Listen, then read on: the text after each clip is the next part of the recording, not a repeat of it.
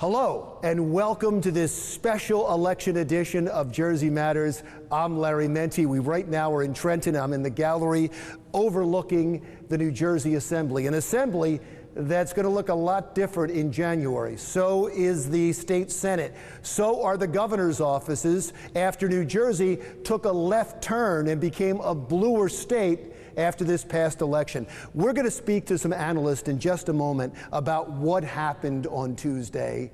But before we do that, let's get the results from Ellen Kolodziej. Ellen. Thank you, Larry. After 8 years of Chris Christie, voters here in New Jersey said loud and clear that they wanted change. The millionaire banker beat the incumbent lieutenant governor, who could just not get out of Chris Christie's shadow. Phil Murphy could not contain his excitement after New Jerseyans elected him to lead the state. I am extremely humbled, yet grateful and proud to accept the responsibility you have given to me to serve as the next governor of the great state of New Jersey. Chris Christie and Kim Guadagno's failures shortchanged our future. Murphy and other critics painted Guadagno as Governor Christie's right-hand woman, and many say she paid the price at the polls. But she says she wouldn't change how she ran her campaign. We were fighting for our families, and we will continue that fight for lower taxes and a safer New Jersey. This is not the end. This is the beginning of a good fight. We will keep up that fight. Voters have a range of emotions after Guadagno's loss and a Democrat now taking over the office. Basically what I expected, as far as there being a major backlash as far as the Republican, Democrats going against the Republicans. So it's to be expected. Well, I didn't think it was much of a race at all. I thought Phil Murphy had it from the very beginning because of the other one was just another Christie, and we didn't want Christie anymore. So I think Phil Murphy's going to do a great job. Nobody showed up to vote against Christie when he was reelected in a landslide, and everyone suddenly hated him. So now we decided Democrats the solution, and then in 4 or 8 years we'll get another Republican, and they'll be terrible, and we'll just keep going back and forth, and they'll all be terrible.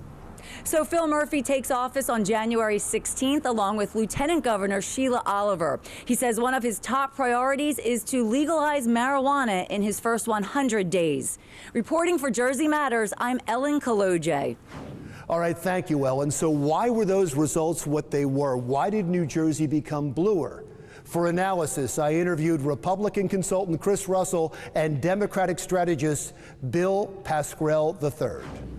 All right, your team won, so I'm going to start with you. But as I ask the questions, both of you, please answer, because I want to start with Phil Murphy. Obviously, he was the big winner last night. It seemed like the field was cleared for him once he announced his name. Was this a fait accompli because of the money he had, because of Christie Redux?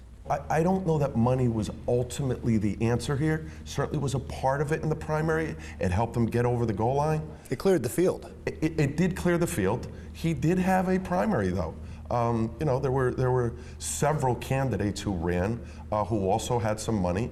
But the general election, both Guadagno and Murphy took matching funds, so they were limited in their spending. I want you to talk about Phil Murphy, but let's do a postmortem on Kim Guadagno's campaign as well. Did she ever have a chance? I think she had a lot of obstacles in her way.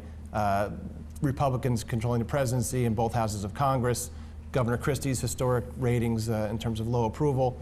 I think she had a tough time right from the get-go to beat the environment, and then beating the environment was probably tougher than beating Phil Murphy ultimately. But I think she had a really tough go of it right from the beginning. The majority of people, I was surprised, said that Trump didn't have an influence in their vote, but Chris Christie did. He seemed to have a major influence in this election. So would it have mattered? If it had been another Republican running, say Jack Ciattarelli would have won, would they had a better chance since they were separate from Christie? I think the Christie thing obviously had an impact, pushing down on her.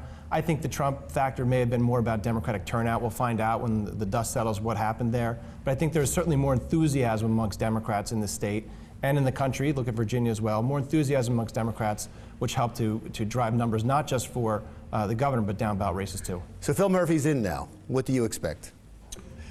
I think that Phil Murphy went into this knowing that the real tough work starts today. The election was just a lead up to what's going to be some very daunting issues, whether it be our infrastructure, transportation, taxation, pensions, budget. He knows he has a daunting task ahead of him, but I think he's ready for the job. I'll ask you the same question, but with a little bit of a change. What do you expect from Phil Murphy? And do Republicans, are they going to have any say in this? Their power has substantially weakened in Trenton. Well, listen, I think if Phil Murphy, from a Republican standpoint, if Phil Murphy governs as he campaigned, as a pretty far-left liberal, that's the best thing that can happen to Republicans in New Jersey. He's going to create a foil, I believe, for Republicans to kind of rebuild, which we have to. We have to rebuild, we have to rebrand in this state. I think look for a clue nationally. Right now, Republicans control the presidency in both houses. We're not getting things done.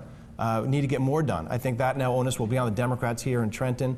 There's no one to blame anymore. They have no obstacle to pass whatever they want to pass. We'll find out how that plays out. We'll find out how the relationship between Phil Murphy and Senate President Sweeney plays out. I think that'll be interesting as well. But again, no obstacle here. The Republicans need to be a check and balance to the extent we can. But right now, we can't stop anything that Phil Murphy and the Democrats want to do. So if the state moves forward, it's going to be on them. If the state moves backwards, it's going to be on them. I understand that the Republicans are caught up on the tax issue or sanctuary cities, but Phil Murphy was really talking about being more inclusive. And what he said that I think was the exclamation point on the election I'm comfortable with. Doesn't everybody talk about being inclusive until they get into office and they're not inclusive? No, that's not true. Okay. That is not true. Phil Murphy talked last night about reaching over to the other side of the aisle when he won in a landslide. Okay? He doesn't have to reach over. He understands that there's value in building consensus. Bill Clinton did it. Bill Clinton reached over and built consensus. Many people think Barack Obama didn't do it, but Barack Obama worked very hard. I know what the messaging was, and I know that messaging becomes reality, but he worked very hard to try to build coalitions on the other side of the aisle. He just wasn't successful. Let me get Chris to respond to that. He's not going to get consensus on tax increases in sanctuary state. He's not going to get consensus on those things. So he might reach across the aisle. It's words today, tonight, last night. Those are things he's not going to get consensus from Republicans, and we shouldn't give him consensus. If he wants to govern and fix the state, let's talk about how to fix the state, fix the school funding formula in a way that's fair to suburban towns. It's not something he talked about in the campaign. He just talked about spending more money, free college, sanctuary state, tax increases.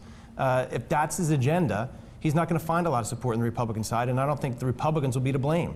It's an agenda that's not a centrist agenda at all. Doesn't sound like the divide is going to get closer at all. Well, we're just two talking heads. Yeah, I know, okay? I understand. That's all we are. But you're important talking heads, and you probably represent well the two sides. Perhaps, thank you. But there are issues. Good politicians and leaders know how to build consensus because they know at the end of the day, it's good for them both politically, governmentally, and it's good for the people they represent. For example, transportation, the infrastructure issue, which was a debacle under the Christie administration. Schools, you can build consensus. Sanctuary cities, no, we're not going to have an agreement on that. But I don't know that at the end of the day, that really drove anything. That was a wedge issue that Kim Guadagno seized on because she had a failed campaign. I got to wrap up the conversation on the gubernatorial race. I want to get to the other races because they are equally important. You mentioned Steve Sweeney. I want to hit on that when we come back with Bill Pascrell III and Chris Russell doing a recap of the New Jersey election. Stay with us. Jersey Matters continues right after this.